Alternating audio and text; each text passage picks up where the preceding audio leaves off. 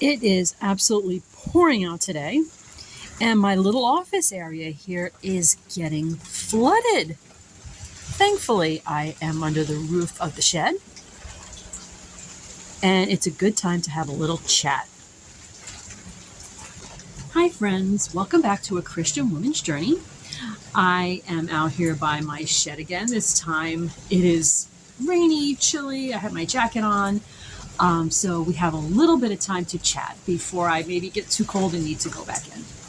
So I wanted to talk about something that I consider pretty important. We are coming right up onto October, and we know that at the end of the month is a holiday called Halloween that we celebrate culturally in this country, right?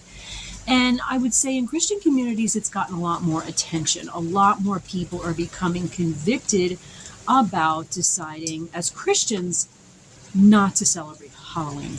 And I wanted to let you know a little bit about where I stand in that area, what my convictions are, and how I came upon them. So I think one of the first things that we need to really look at is Halloween itself. Where does this holiday come from? What are we really celebrating? Halloween, it has its origins in ancient customs and beliefs. A lot of people believe they are pagan customs, and I would say I agree with that. The origin is in paganism, and it is believed that on Halloween that there are spirits roaming the earth freely. And we know biblically that that doesn't make any sense, right? Spirits are not spirits of the dead are not constantly roaming around freely on one particular day out of the year. We know that when you pass away, you go to one of two places, right? So right there, the origins don't make any sense. Now, when I was a kid, it was treated kind of lightheartedly. I was not raised in a born-again Christian home. I remember doing things like dressing up as Raggedy Ann, having fun with some friends, going trick-or-treating, getting some candy, and it was usually kind of light and just kind of fun. Occasionally, you would hear news stories about some horrible individual putting a razor blade into candy or trying to poison children, just absolutely horrible things like that. But that was treated as kind of an anomaly, an aside. It was treated that Halloween is still basically good and fun for the kids, right? But we have to keep looking a little bit deeper. It's not a Christian holiday. And in fact, it is a holiday that is very, very dark. That, people dress up as witches, goblins, ghosts. It's designed to be scary, spooky, dark, and just downright evil.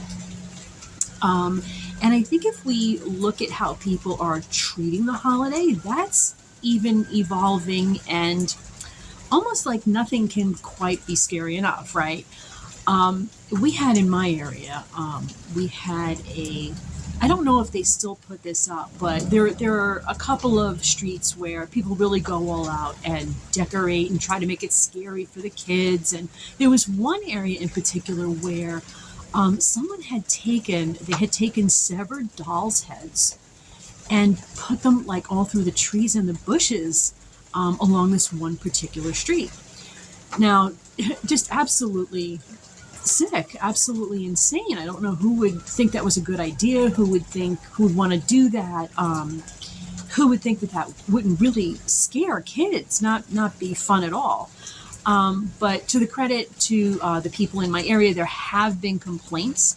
My area is not a Christian or a conservative area. I mean, to their credit, even though 2-to-1, they tend to be very, very left-leaning. Enough people spoke up about this that they didn't particularly care for it. And I'm going to be watching out this year to see, is that display going to be going back up again? And, before we blow it off and say, oh, okay, yeah, little kids won't like it, maybe adults will really get a great kick out of it, right? Before we go in that direction and say, oh, it's just make-believe, can we just stop and think about something for a minute? The severed heads of babies. And you're saying that, oh, that sounds crazy. That's a crime, right? No, it's actually not a crime in our country. Okay, if you think about the abortion laws in our country, the late-term abortion laws in our country, children's heads, the heads of the preborn, and I know you don't want to hear this, but I'm going to say it anyway, really are severed in this country. So let's think about displays like that. They really are as creepy and as sick and as dark and as evil as they look. So let's really look at this holiday for what it is. So how did I treat this with my own children? When we first moved to this area, my kids were small. I was not yet a Christian, but still, I wasn't a born again Christian yet. But still, something troubled me about Halloween. I like to try to think through things before I just blindly carry through with them. And I started to feel uncomfortable about Halloween. And in 2015, I became a born again Christian. My husband was not yet a born again Christian. And I felt very strongly convicted that my children should not go out and celebrate Halloween. I did not win that argument. However, my husband was okay with it. He didn't feel, my kids certainly weren't dressing in wicked, evil costumes. My husband tried to keep it lighthearted the way it was when we were kids. And so it was brushed off as just, oh, well, then it's okay. It doesn't matter what other people are doing. It must be okay, right? So I was uncomfortable with it, but I submitted to what my husband wanted, and my kids did go ahead and go out trick-or-treating.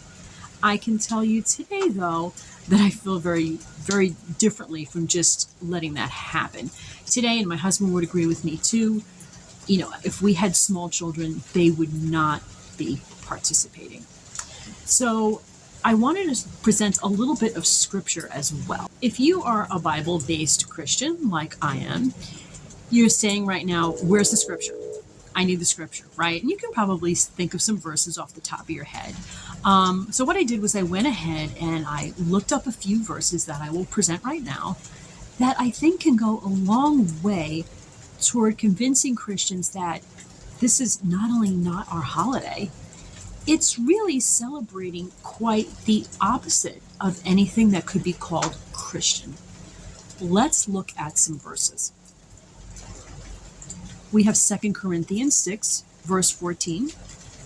What communion hath light with darkness? Okay, we know from Jesus speaking in the Sermon on the Mount that we are the light of the world. We are, as Christians, to be the light of the world.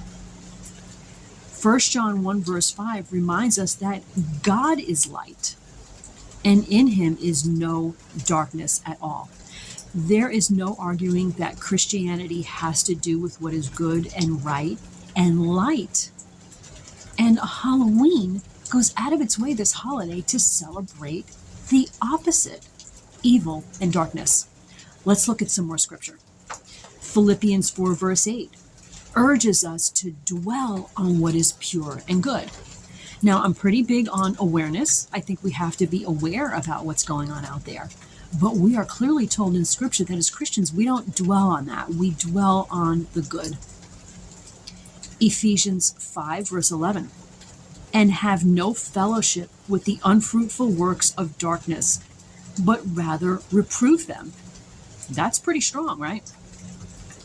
Psalm 34, verse 14 speaks against evil, and you can find so many examples of this in Scripture. This is not the only example, but it says, depart from evil and do good, very, very clearly.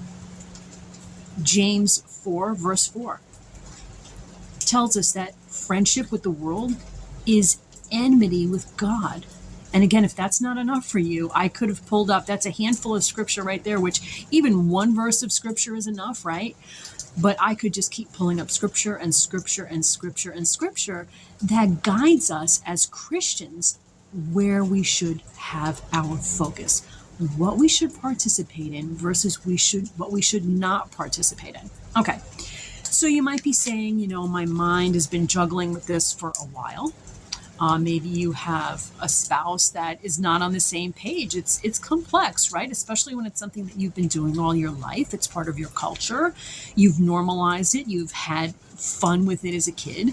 But now you might already be convicted, or you might be starting to look deeper. And I really think that when you start looking deeper, there's no looking back with this, okay? So you may say to yourself, okay, so what do we do? October is coming, right? It's going to be October 31st before we know it. The holiday is going to be here. My house is usually open, and I'm usually giving out candy and everything. what are some ideas for what you maybe can do differently this year? Okay. So these are a few things that I scattered around online just to see what other people do, which maybe, and then I'll tell you what we do, just to maybe give you a few ideas. So I've seen a number of Christians online, and if you watch Lori, the Transform Wife, you'll know this is what she does, and this is where I got this idea. And if you don't watch her, please start watching her. She is wonderful. What she and her husband do is they decide to give out candy on Halloween at their door as usual, but every child gets a gospel tract. So it's a way to add Christianity, sharing the gospel. We're commanded to share the gospel. It's a way to add that to a wicked holiday and add a little bit of light, the ultimate form of light, actually, to this holiday. Some people say, no, we just have to turn away from it altogether, but that option is available to you. Another option, so a local church that we have attended in the past, and the pastor is wonderful. I think very, very highly of him. One of the things that he does at his church, they do not, and he encourages his congregation, do not celebrate the holiday at all, no Halloween. But what they do instead is they have a church fall festival for the children. And the children get to dress up as their favorite Bible character. How fun is that, right? And they have fun, they play games, and the kids get candy. So it's a way for them to celebrate, have a great time, and for the kids not to feel left out. Now, are there some people in the church who demur at that? Yes, they do. They say we should have nothing to do with it. But it is still, I think, a viable and a good alternative. Some other ideas. So some people, I've noticed, Christians saying this online, that they want to not celebrate Halloween, but they want to make a little bit of a statement. That makes sense, right? So they will leave a note on their door saying, we're sorry, this is a Christian home. We do not celebrate Halloween. Halloween is a dark holiday. We as Christians do not celebrate.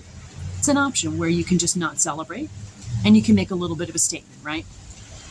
Another idea is a lot of people don't realize this. October 31st, this coming October 31st, 2023, will actually be the anniversary. It'll be 505 years since Martin Luther, the monk, nailed his 95 Theses to the door of the church at Wittenberg.